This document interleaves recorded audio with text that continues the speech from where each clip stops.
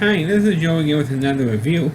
For the sake of this video, we're going to be discussing the movie that came out in the year 2000.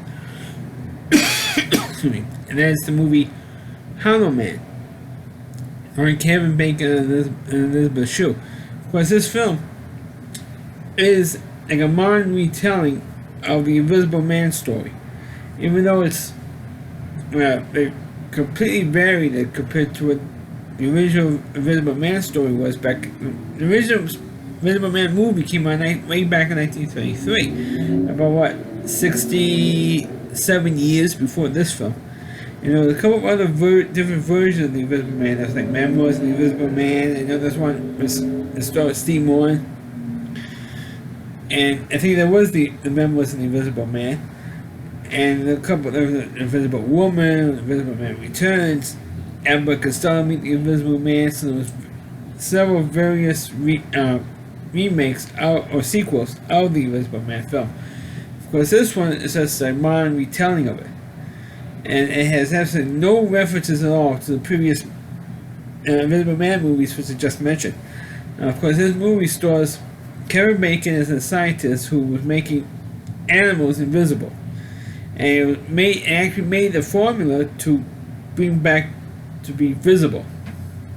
And the experiment that he really did he did on dogs, he did on other animals, but specifically this one Pacific gorilla that he made invisible, and then he made back to being a visible gorilla. And of course, during the experiment, the longer that this particular gorilla was invisible, the more aggressive it was getting, in terms of his attitude, where he was treating other, how he was attacking the scientists and stuff like that. The gorilla's whole attitude changed, and so, but as soon as the gorilla became visible, the gorilla's attitude went back to where it was before she became invisible, because it was a girl gorilla. So Kevin Bacon had the same idea in mind to do, one on humans, and he was finagling on changing the formula just slightly so it would make it work on humans, and he eventually was successful at it.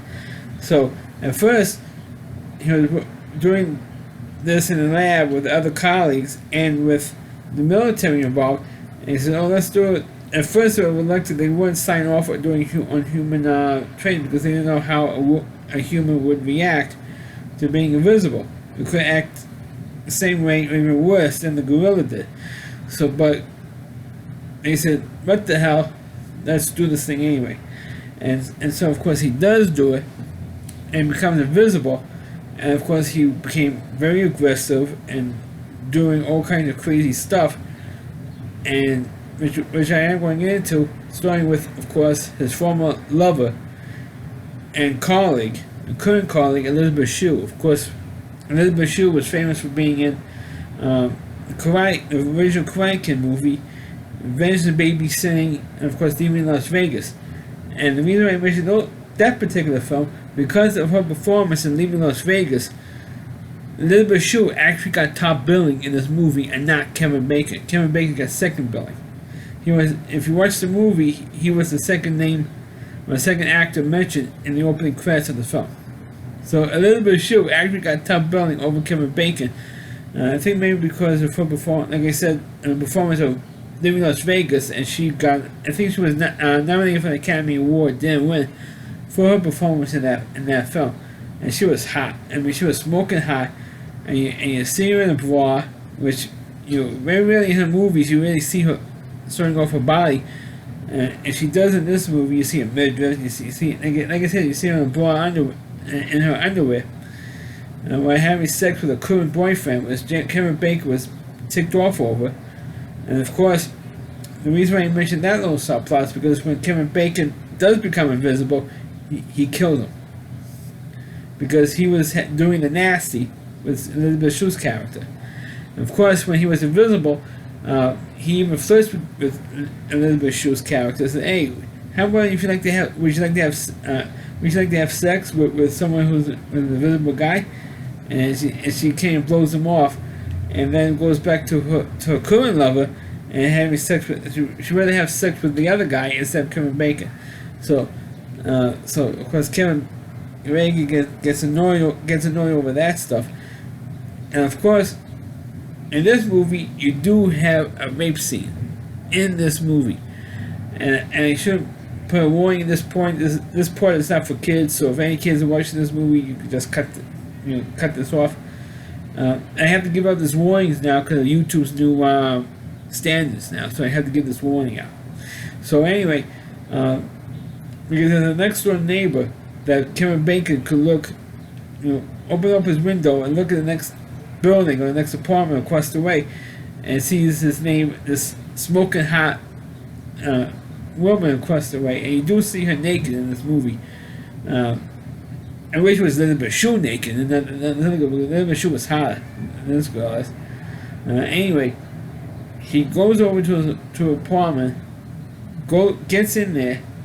I'm not gonna say how he gets in, but he gets in the apartment and physically rapes her.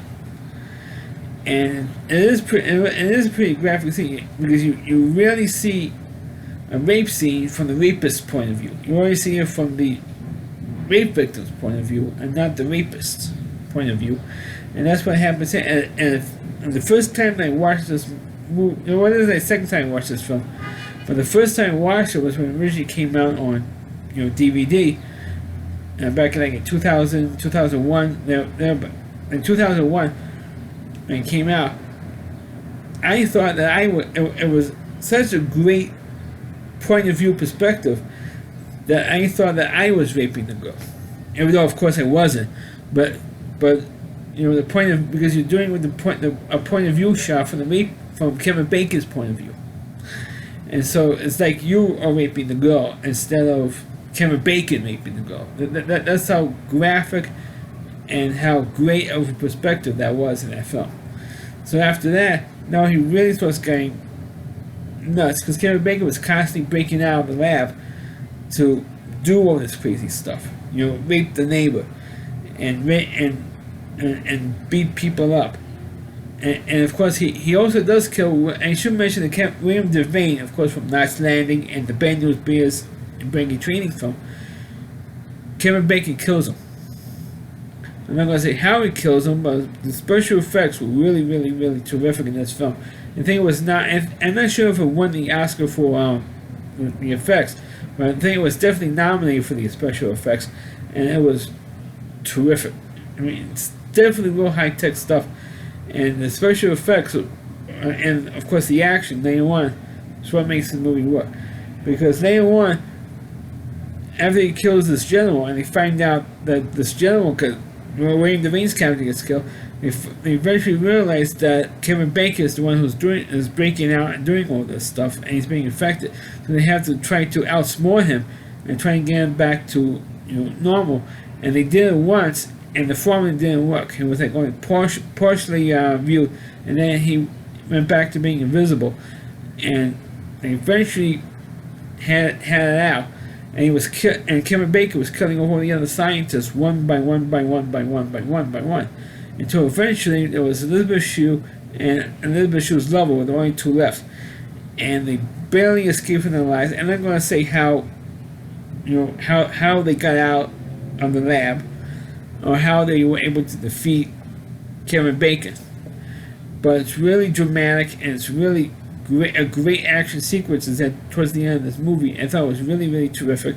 And you do see nudity, not just from the neighbor across the way, which Kevin Bacon attacks, but you do see one nudity, at least a nipple shot of the vet. A woman vet who was taking care of the animals in this lab. So, and Kevin Bacon, it was the first instance of Kevin Bacon going nuts when he gropes her. But the movie was very, very good. It's very, very good. I think of all the other remakes except for maybe the possible exception of Abbott and Costello meet the Invisible Man, this was the best version of the Invisible Man story since the original. So that's my review of the movie Hallow Man. Please click on the video, please rate it. Please subscribe to my channel, and please forward this video on your Facebook pages. And check out all my reviews and on my YouTube channel at rowdyc.com, so WDY. C.com is the homepage and running reviewer, Chris Moore, and please check out all of his videos on his website. Thanks for watching, and catch you next time.